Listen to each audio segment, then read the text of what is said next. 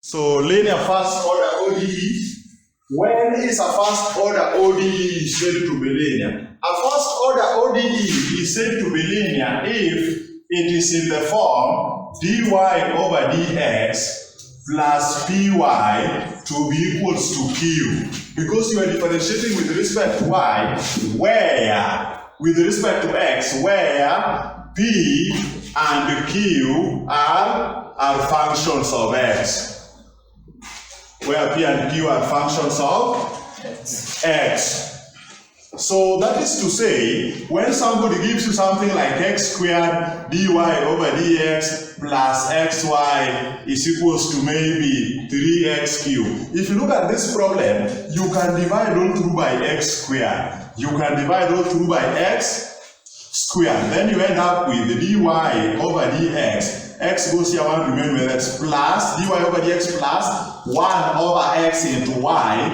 X squared goes here, 1 remain with x is equals to 3x. So you can see this is in the form dy over dx plus py is equals to q. Meaning you can see clearly that p is 1 over x, and you can see clearly that q is 3. Are you seeing that? That is why I'm saying where p and q are functions of x, meaning p is in terms of x, q is in terms of x. Whether q is a constant, it is still a function of x, isn't it? Yes. Are we together? So when you see that form, when you see a first order ODE is obeying this form, then we say it is a linear first order ODE. Now if you look at here, for you to solve this kind of problem, you multiply all through step 1, multiply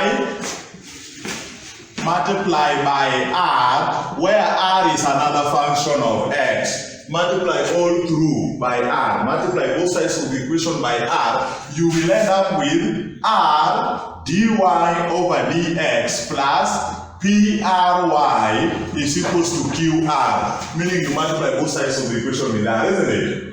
If you multiply both sides of the equation with r, where r is another function of x, you get r dy over dx plus pry is equals to qr. So you multiply all through by r.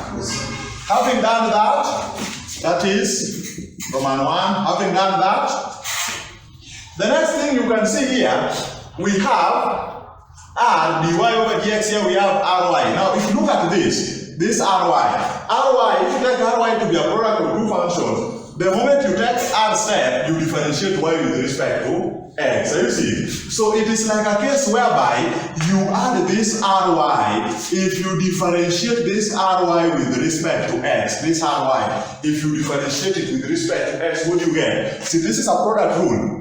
Yes. You take r step, then you differentiate y with respect to x, then plus you now take y step and you differentiate r with respect to. This is product rule. Because when we do that, when we take this ry and differentiate with respect to x, meaning we are able to get this r dy over dx, which is this, isn't it? Yes. Are we together? Yeah. Felix, Yes. are you here? So here you have dx of ry to be equals to r, this is dy over dx plus y dx. So it means this second equation, the equation 2 and equation 1 are equal, because you see this term is here and it is also here, meaning this term is equals to this term, isn't it? So it means equation 1 is equals to equation 2. So can you compare the two equations? So equation 2 we have dx of ry, which is equals to r dy over dx plus y dr over dx is equals to equation 1. And what is in equation 1? Equation 1 we have r dy over dx plus pry to be equals to q r. So the two equations are equal. You join them together. You see that? The two equations are equal. After joining them together, you start comparing. You can see, you compare the ends. This d over dx of ry is the same as qr. Compare that equation, compare this with that. What do you get? You get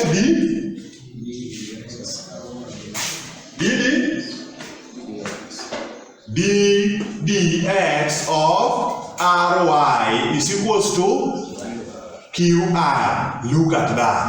That is the first comparison. Are we together? That is the first.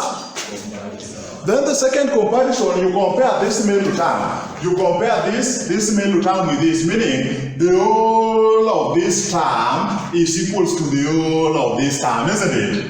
So if this term is equals to this term, then now look at it. Here we have r dy over dx, meaning it is the same as r dy over dx. So it means this second term must also be the same as, because if you are comparing the whole of this term and the whole of this term, it means this r dy over dx is the same as r dy over dx, isn't it? And it is plus, meaning this must also be the same as that, isn't it? Yes. Are you seeing that? So it therefore means that y dr over dx, y dr over dx, y dr over dx is the same as PRY, the second equation. Now these two equations is what we use to solve a linear first order ODE. Those two equations is what we use to solve the linear first order ODE. Now if you look at the second equation, y is common. See, y cancels with y. So if y cancels with y, what do you remain with? dr over x is equals to PR. Now that second equation will help you get the value of r. And once you get the value of r, this first equation will help you get the solution. So what do we have here?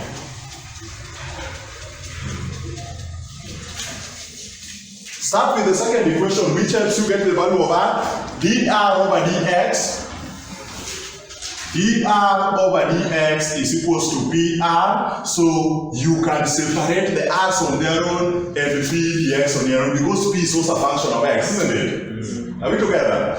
So it means here we have dr over r to be equals to p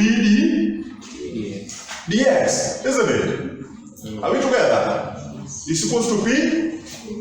So from here, you've separated r on this road and the other on the side. So if you introduce integral on both sides, what do you have? You have dr over r. You get ln of, isn't it? So dr over r is ln of r. Yes. To be equals to integral of p dx. Now look at that. Look at that kind of beauty. So if you look at that, if you take ln the other side, the reciprocal of ln is exponential. Note the reciprocal, the inverse, isn't it? The inverse of ln, the Napierian logarithm, is the exponential function. So the Napierian logarithm goes to the other side, you get the exponential function. So it means r is the exponential of the integral of p dx. That is how to get r. R is the exponential of the integral of p dx. Once you are able to get r, then you can now get the solution of this first order linear ordinary differential equation. So we've used this second equation to get the value of r. Having found the value of r, we now use it to solve the equation. Are you seeing?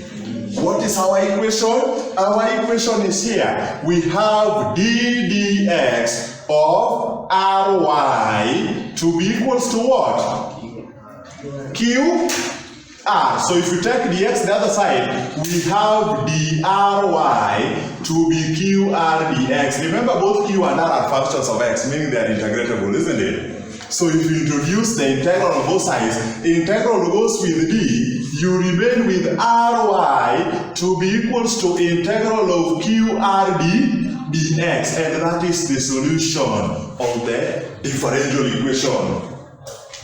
That is the solution of the differential equation. And remember this r which is inside here. Here we have ry. The r which is inside this integral is the same as q exponential integral of px dx. Then we have with respect to x. This is now how to solve a first order linear ordinary differential equation. That is how to solve the first order linear ordinary differential equation, and in your exam it is a common aspect, it is a critical aspect which is usually examined